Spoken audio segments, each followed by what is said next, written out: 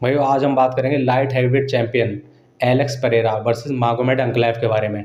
तो UFC 320 countdown video जो UFC के चैनल पर आ चुकी है, आप उसे वहाँ देख सकते हैं। यहाँ पर काफ़ी कुछ बोला गया एक दूसरे के बारे में। भाई एलेक्स पेरेरा ने भी मागोमेड अंकलैव के बारे में ये बोला है कि वो पिछली फाइट में उसने उसे कुछ भी डैमेज नहीं किया, उसने उसे कुछ भी नहीं किया, जबकि और वो इस रीमैच में उससे ज़्यादा अच्छा बेटर परफॉर्म करेगा, उसकी गेम को शट डाउन कर देगा।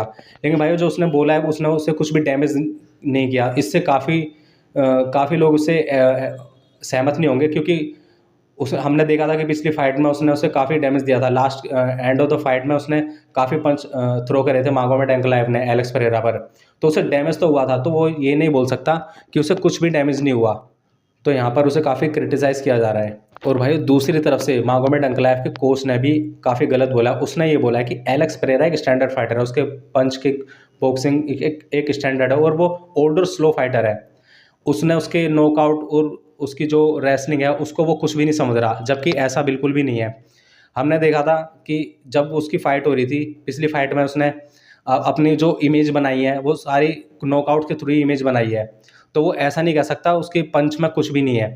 उसका अगर लेफ्ट पंच अगर सटीक क्लीन अगर लग गया तो सामने वाला बंदा नॉकआउट भी हो जाता है। तो वो ये नहीं कह सकता कि उसके पंच में बिल्कुल भी जान नहीं है। और वो उसने ये भी बोला कि वो स्लो है। भाई वो जब खलील के जो अगेंस्ट उसकी फाइट हुई थी, उसने काफ़ी अग्रेशन और इनसेन अपनी स्पीड दिखाई थी और वो उसने उसको फिनिश भी किया था।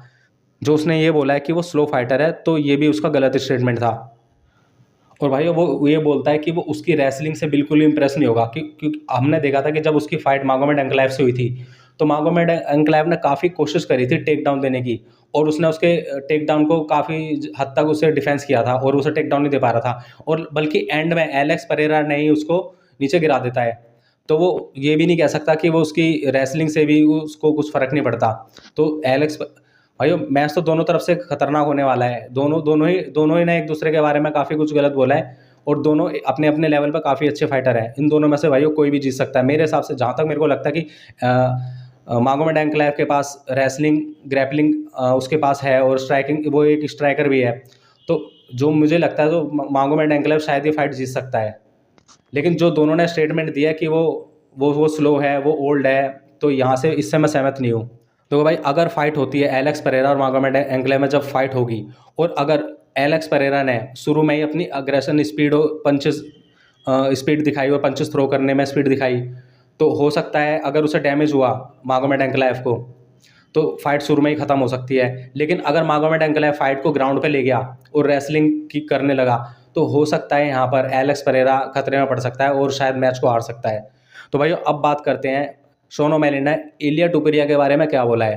तो भाई उसने ये बोला है कि वो पाउंड फॉर पाउंड रैंकिंग में इलिया टुपुरिया को नंबर 1 मानते हैं। वो उसे जॉन जोन्स से भी ऊपर उसको रखते हैं, और ये पूरी तरह से कहना गलत भी नहीं होगा कि वो number 1 pound for pound ranking deserve करता है।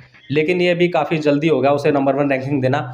लेकिन वैसे अगर हमने उसकी जो पुरानी फाइटें देखी थी, पिछले 3 फाइटें उसने ऐसे नॉकआउट से निकाली है, तो ये कहना इतना गलत भी नहीं होगा। लेकिन अभी ये डिसीज़न लेना कि वो नंबर 1 है, तो ये थोड़ा-सा ज़्यादा अर्ली हो गया।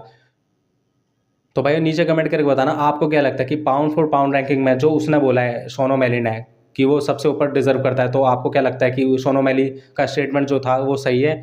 और एलेक्स पेरेरा वर्सेस मागोमेड एंकलेव में इन दोनों में से कौन जीतने वाला है? तो भाई नीचे कमेंट करके बताओ। अगर वीडियो पसंद आए तो वीडियो को लाइक कीजिए, चैनल को सब्सक्राइब कीजिए। मिलते हैं आपको नेक्स्ट वीडियो में, तब तक के लिए बाय बाय।